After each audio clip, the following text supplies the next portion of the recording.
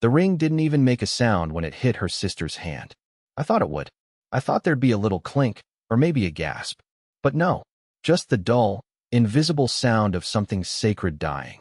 I was standing beside the bar, hand trembling, second whiskey in. She was 10 feet away, under the string lights, laughing into someone else's mouth. His name doesn't matter. His hands did. I watched them move down her back like they belonged there. And that's when it happened. Something inside me cracked, but nothing on the outside moved. I didn't scream. I didn't march over. I didn't shatter a glass like a man in a bad movie.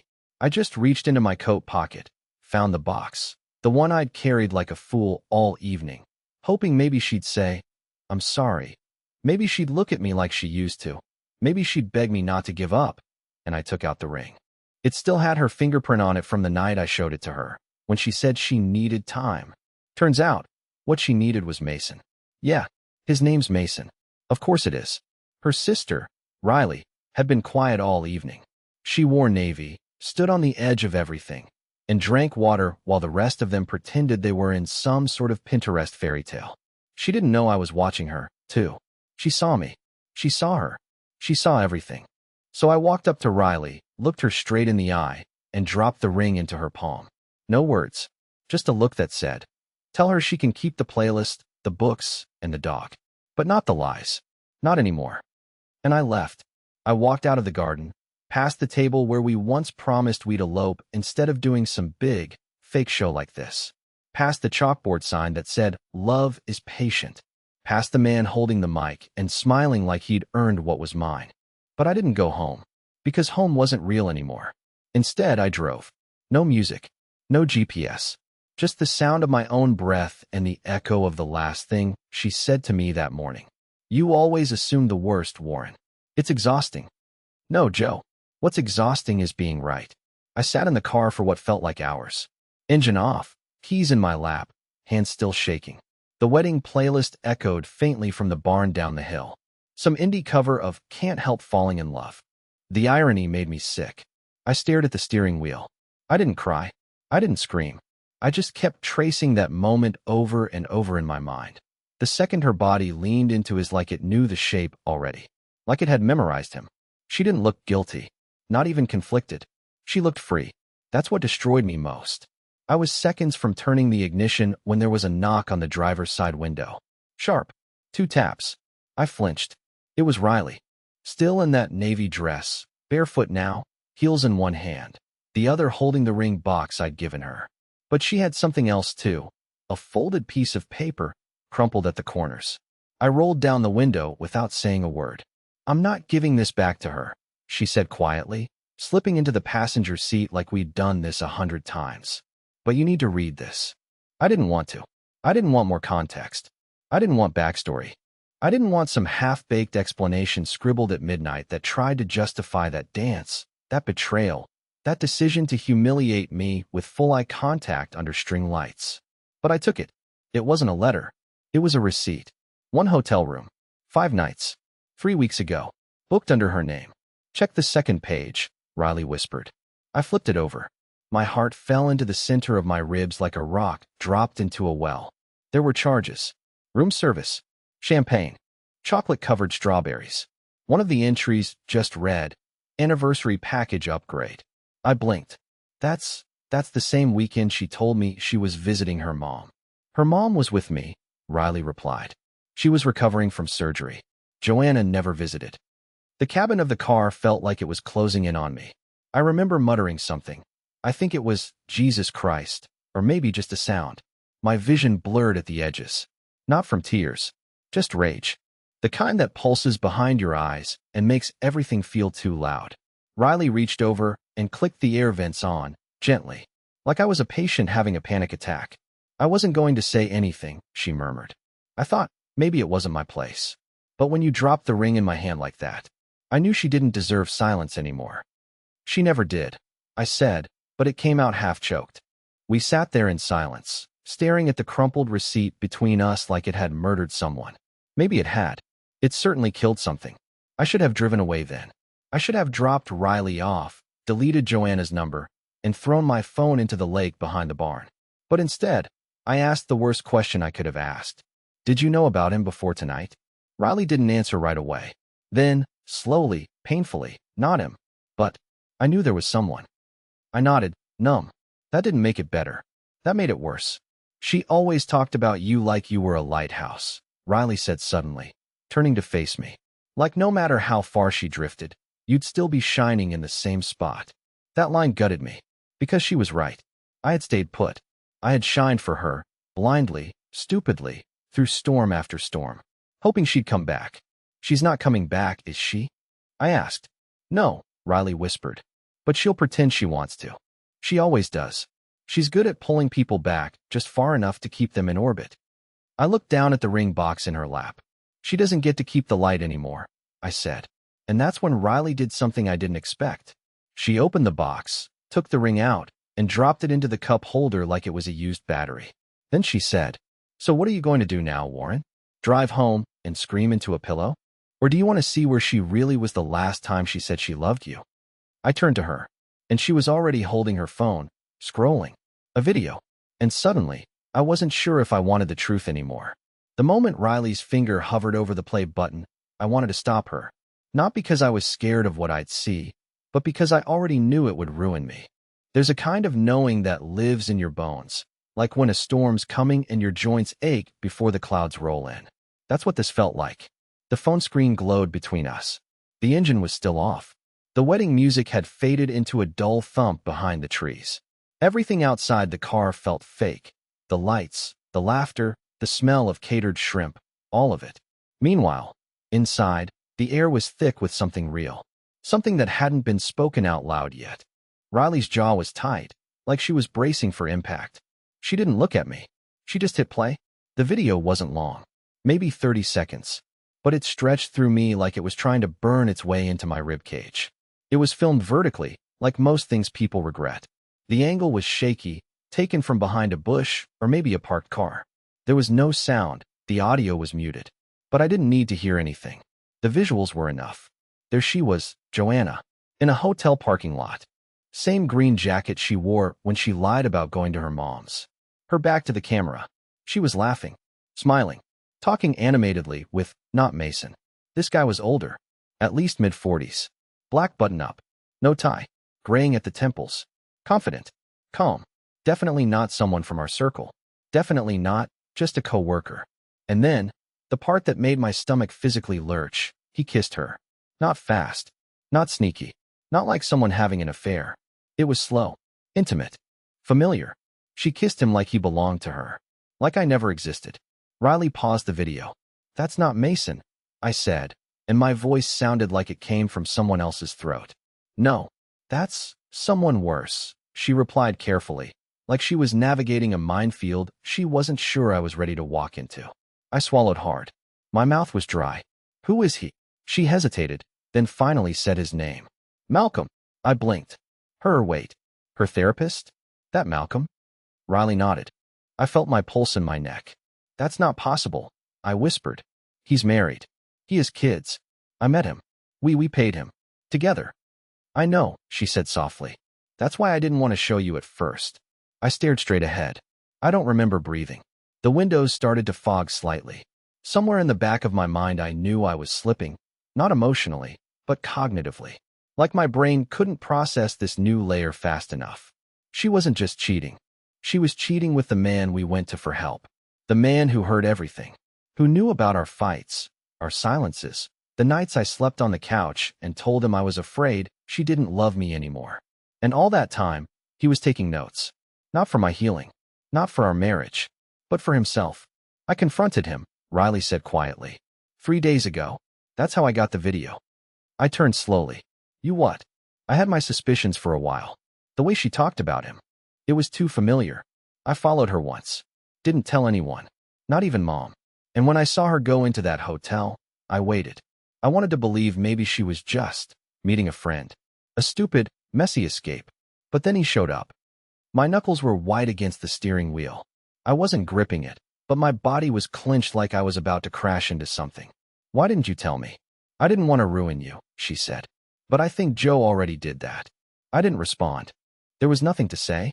I had spent a year breaking myself into shapes that might fit her puzzle. Meanwhile, She was building a completely different picture with someone who had access to every vulnerable part of me. The betrayal wasn't just romantic. It was clinical, calculated, weaponized. I need to do something, I muttered. Like what? I don't know. I can't sit in this car and do nothing. Riley didn't argue. She just nodded and got out, circling around to the driver's side. Then let's not sit. Let's drive. To where? To Malcolm's house, she said, as calmly as if she were offering directions to a diner. You're not the only one he broke. His wife deserves to know, too. For the first time that night, I smiled. Barely, but it was real. Buckle up, I said, because now it wasn't just about heartbreak. It was about consequences. Riley drove. I didn't ask her if she knew the address. She did. She had that quiet kind of certainty people get when anger and purpose start mixing in equal parts. The road curved away from the small-town glow, swallowed by stretches of black forest and fields slick with fog. The only light came from the headlights, cutting narrow tunnels through the dark. I kept glancing at her hands on the wheel. They were steady, while mine wouldn't stop trembling. We didn't talk much at first. What was there left to say? Every mile between us and that house felt like a chapter one was never meant to read. I kept replaying the same memories, trying to find the moment where things first went wrong. Maybe that's what all betrayed people do, trace their ghosts like detectives with no case files. When the GPS announced the turn, it was almost anticlimactic. Arrived. The house looked ordinary, painfully so. Beige siding, trimmed hedges, a minivan in the driveway. The kind of place that smelled like PTA meetings and grilled cheese. But one thing was wrong. The lights were still on. Every downstairs window glowed yellow, even though it was past midnight. I told myself maybe he was up late reading. But I knew better. People with nothing to hide don't leave all the lights burning. Riley parked a block away. We sat in silence, watching the house through the windshield. You don't have to go in, she said finally, her voice lower now, almost tired. We could just tell his wife, leave an anonymous message. But there was no just left for me. My whole life had been a series of justs. Just forgive, just trust her, just wait. Tonight, I was done with half measures. No, I said, if I don't see it for myself, I'll spend the rest of my life wondering if this was all some twisted misunderstanding. We walked up the sidewalk. My shoes crunched against the gravel, absurdly loud in the still air. When we reached the porch, I could hear faint music inside. Jazz, maybe, the kind therapists play to make you feel safe. Riley's knuckles hovered over the door for a second before she pressed the bell. Footsteps. A shadow behind the glass. Then the door opened. Not Malcolm, his wife. She looked younger than I remembered, maybe because she wasn't hiding behind polite smiles this time. Her expression flickered through confusion, recognition, and something that looked dangerously close to relief. Warren, she asked, as if she had been expecting me eventually. I need to talk to you, I managed. It's about your husband. She exhaled like she'd been holding her breath for months. Then you'd better come in. The living room was immaculate, all warm wood and soft colors. A diffuser hummed on the coffee table, filling the air with lavender. There were framed family photos, vacations, birthdays, school plays. Perfect, posed happiness. I could almost hear the echo of his voice telling us, you two need to rebuild trust. I wanted to laugh and break something at the same time. Malcolm wasn't home. She told us he was away for a weekend seminar. When I said the word hotel, her shoulders tensed. She didn't ask which one. She just nodded slowly and whispered, I knew. Then she walked to a cabinet, unlocked a small drawer, and pulled out a folder thick with printouts. Emails, receipts, screenshots. He's been seeing clients off record, she said. Not just your wife. Others. I've been collecting proof. For a second, the air left my lungs. Riley sat beside me, eyes wide. The betrayal had grown larger, heavier. Not a single affair, but a pattern, maybe a sickness. His wife looked at me with a strange mix of pity and gratitude, as if she was glad someone else finally understood the scale of what she'd been living with. Then she said something that chilled me more than the video ever could. You weren't supposed to find out like this. Joanna wasn't supposed to fall in love with him. She was just supposed to help keep him hidden. The room spun slightly. Riley grabbed my arm. What do you mean, keep him hidden? She opened the folder wider, showing us a line of documents. Fake invoices, therapy schedules with altered names, private transfers between accounts. He's been running sessions that don't exist. Cash only. Sometimes with clients he wasn't licensed to see. Joanna worked for him under a different name. She handled the scheduling. I think she was blackmailing him once she realized what he was doing. I didn't know whether to feel vindicated or nauseous. The woman I loved had cheated, yes, but she had also been a part of something darker, something deliberate. My marriage had been collateral damage in a game I never even knew existed. Riley was the one who broke the silence. So what happens now? Malcolm's wife smiled faintly, not kindly, not cruelly, just with the tired resignation of someone who's finally done pretending. Now, she said, closing the folder, we burn it all down properly. Outside, a car door slammed. Headlights washed across the curtains. Someone was home. The door opened slowly. Not like someone casually coming home after a long day, but like a man easing into a room he wasn't sure was still his. Malcolm stepped into the entryway with a leather bag slung over one shoulder, phone still in his hand, coat half off. He froze the second he saw me sitting on his couch. His eyes shifted to Riley, then to his wife standing behind the armchair with that thick folder clutched like a shield. His expression didn't break. That was the part that got me. He didn't panic, didn't yell, didn't ask what we were doing there. He just blinked once and said, "Did something happen?" I stood slowly. My hands were shaking again, but not from fear this time. From restraint. Malcolm, in his iron shirt and therapist voice, looked like a man still trying to manage the narrative. I hated how calm he was. How controlled.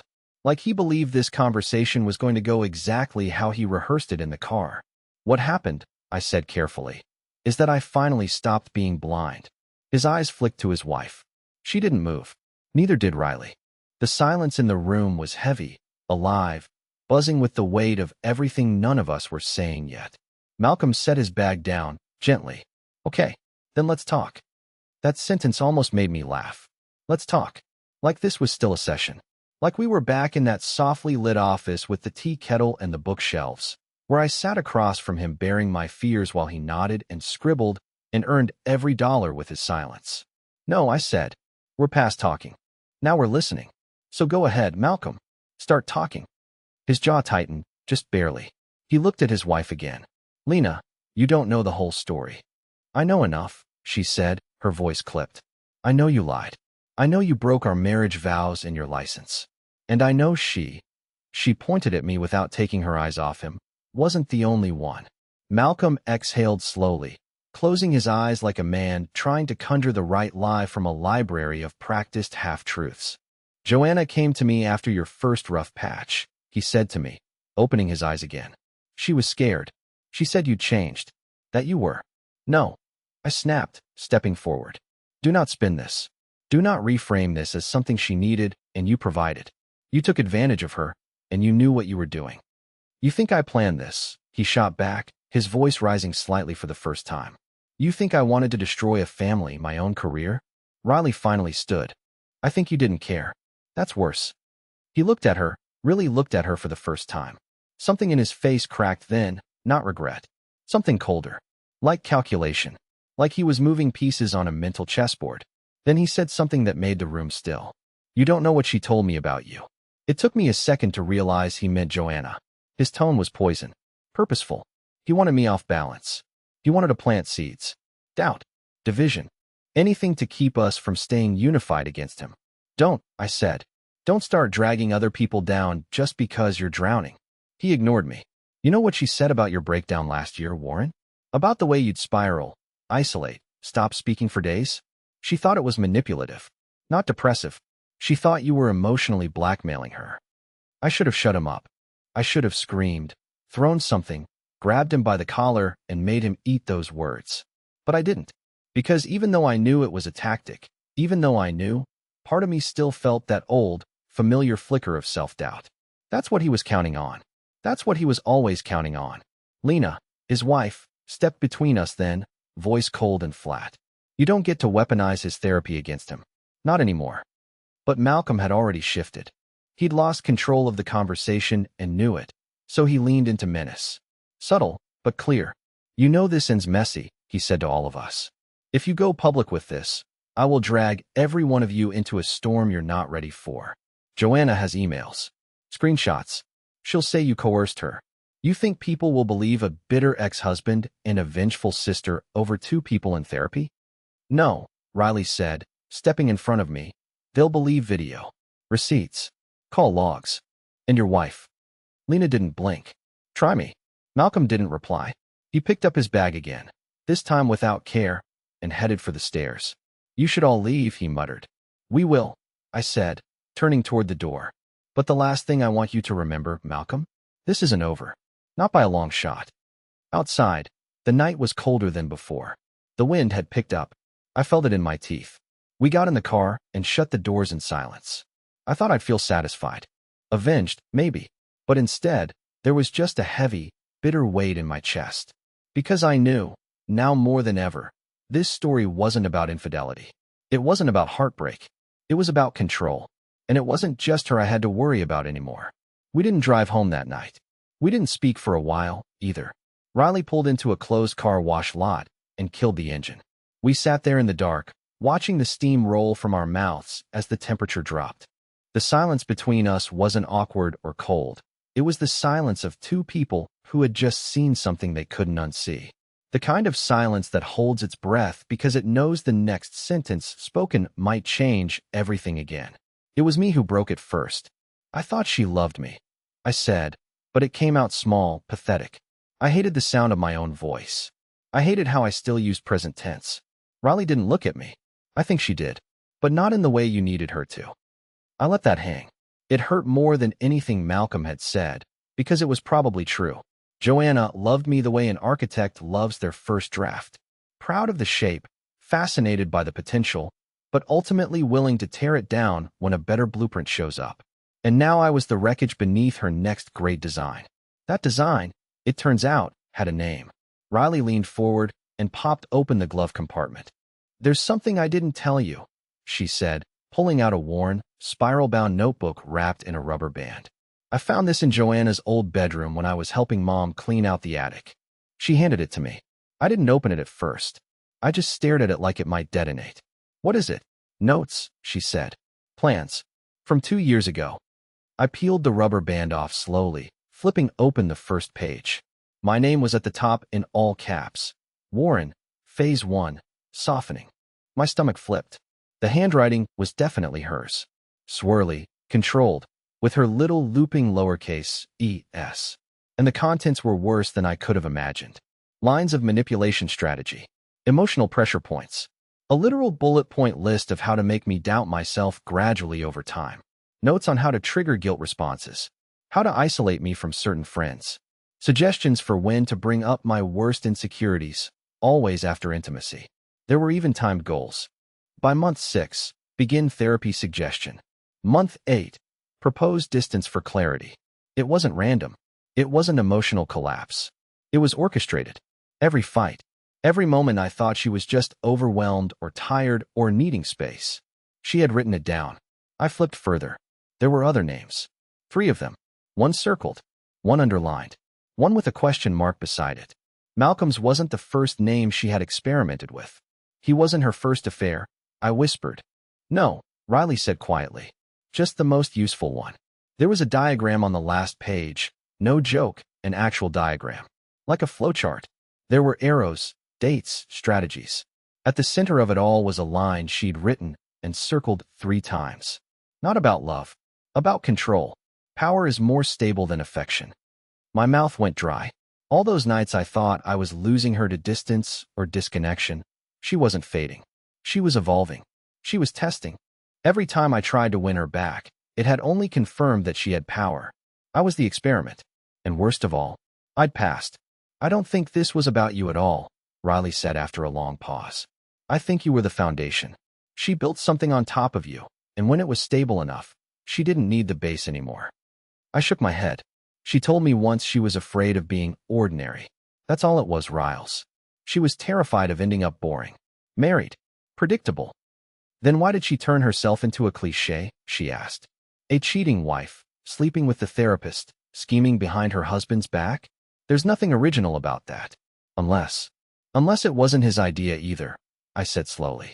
Riley turned to me. She made him think he was in control, I whispered. Just like she made me think I was. But she was pulling both our strings the whole time. The gravity of it hit, then, fully. This wasn't just about heartbreak. This wasn't about two people who fell out of love and made terrible choices. This was a pattern.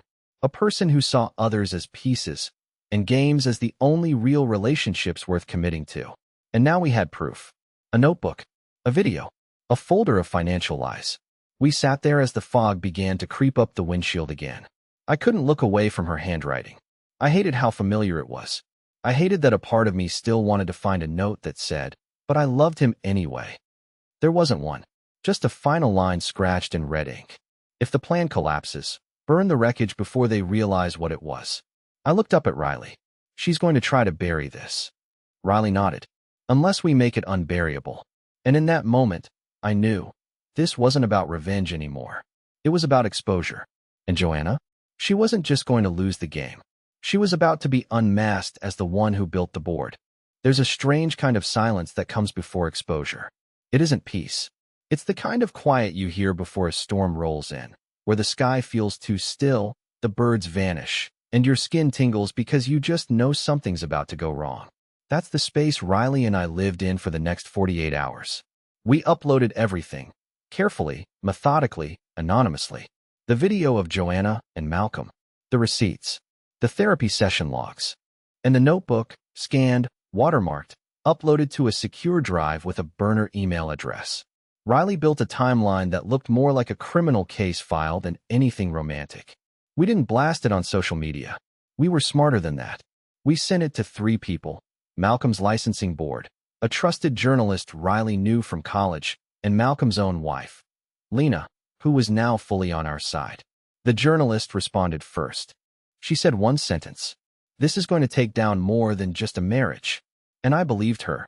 Because the more we connected the dots, the more we realized how deep Joanna's plans had gone. She hadn't just been Malcolm's affair partner. She had handled off-record scheduling for other, private clients. She had helped organize cash transfers, fake invoices, even encrypted notes under different aliases. She wasn't just complicit. She was the system. The plan was simple: get ahead of the fallout. Control the story before they could spin it. But we underestimated Joanna.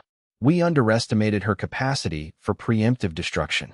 Because she wasn't waiting for us to act. She was already moving. The first hit came quietly. A phone call from my bank. Then an alert from my email provider. Then, like dominoes, everything started falling. Password resets. Security notifications. 3 credit cards locked in the span of 2 hours. Someone, and we both knew exactly who, was exploiting every piece of data she ever had access to during our marriage. Not to steal, not to rob, but to sabotage. She wanted to discredit me before I ever got the chance to speak.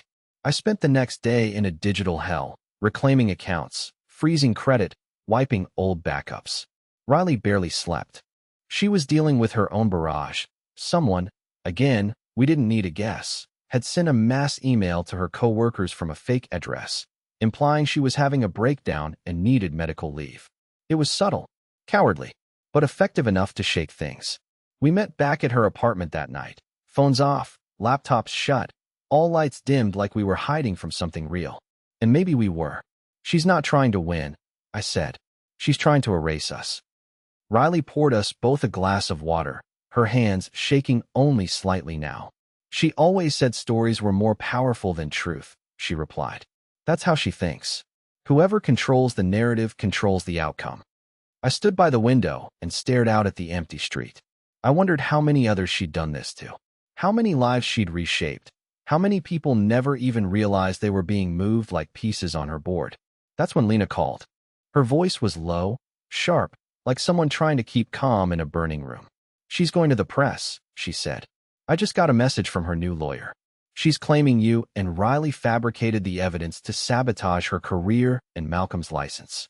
She's framing it as retaliation for your jealous breakdown after she ended the marriage." I didn't say anything. I just sat down.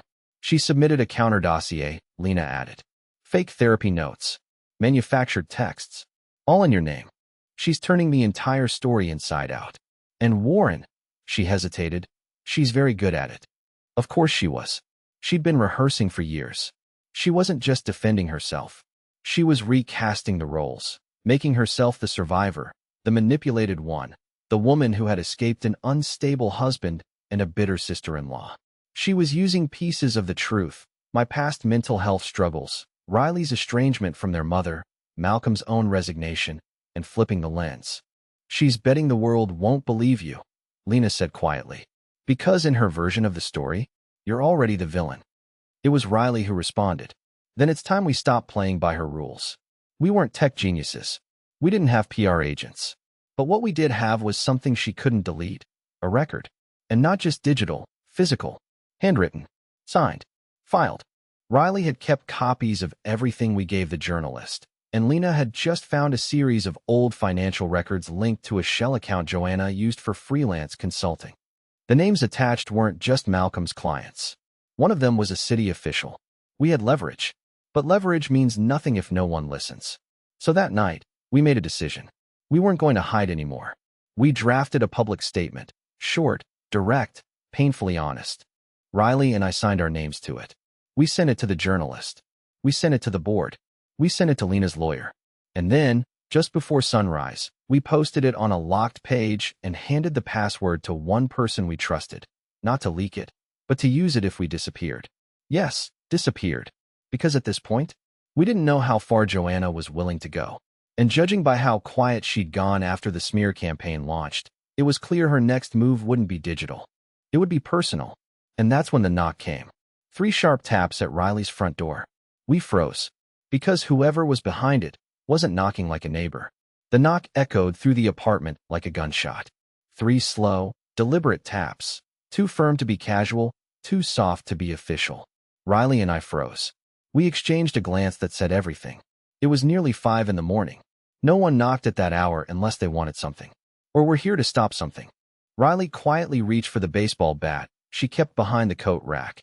Not for drama, just in case. I stepped forward and looked through the peephole. It wasn't Joanna. It was a courier. Envelope in hand. No expression. He handed it to me, asked me to sign. That was it. No words, no threat, no eye contact. Just a sleek, white envelope with no return address. I waited until the elevator dinged, and he was gone before opening it. Inside was a single sheet of paper. Typed. Cold. Legal. It was a cease and desist from Joanna's lawyer, demanding we retract our public statement, delete all evidence, and issue a public apology or face a defamation suit. At the bottom, in small, italicized text, "You can still walk away, Warren. No one has to get hurt. Let it go." That was her voice. I knew it instantly. Polished, measured, manipulative, still trying to sound like concern instead of coercion. I handed it to Riley.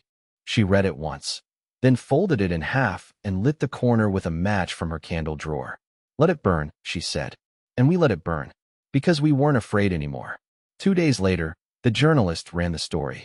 Front page of the investigative section. Title in bold, "Licensed Deception, a Therapist's Double Life and the Woman Who Helped Hide It." It was everything we needed it to be: thorough, sourced, respectful of privacy, but absolutely damning. They had verified the documents. Lena had added her own testimony. 2 former clients of Malcolm's came forward. The licensing board launched a formal investigation. And Joanna? She vanished from the narrative. Quietly, like smoke slipping through cracks in the wall. No press statements. No defense. Just silence. I think she knew. She wasn't going to win this one. And maybe, finally, she didn't want to.